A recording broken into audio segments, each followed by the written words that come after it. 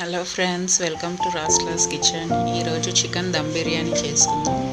ముందుగా 2 kgs chicken తీసుకొని wash చేసుకొని అందులో ఉప్పు, కారం, పసుపు, ధనియాల పొడి, మిరియాల పొడి, బిర్యానీ మసాలా, డ్రై గరం మసాలా, సాజీరా, అల్లం వెల్లుల్లి పేస్ట్ అన్నీ వేసి బాగా మిక్స్ చేసుకోవాలి.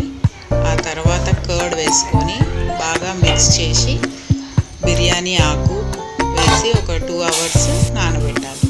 ఇప్పుడు మనము 2 kgs చికెన్కి 1.5 kg రైస్ తీసుకుందాం. నేను నార్మల్ రైసే తీసుకున్నాను.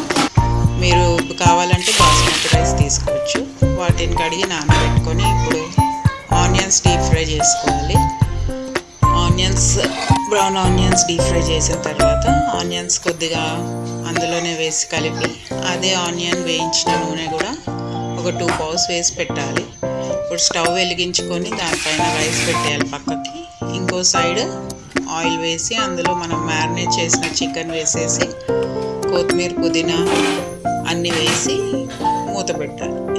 ఇప్పుడు రైస్లో కొద్దిగా సాల్ట్, సాజీరా, ఇలాచీ, లవంగా అన్నీ వేసిన తర్వాత ఆ పక్కకి చికెన్ కూడా కొద్దిగా ఉడికింది మనకి లైట్గా. ఇప్పుడు దాంట్లో ఒక 70% కుక్ అయిన రైస్ వేసుకొని పైనుంచి 3 layers వేసుకోవాలి. ఆనియన్స్, గరం మసాలా, నెయ్యి అన్నీ వేసుకొని ఒక 20 minutes దమ్ పెట్టుకుంటే వేడి వేడి చికెన్ దమ్ బిర్యానీ రెడీ. తినడానికి రెడీగా ఉంది.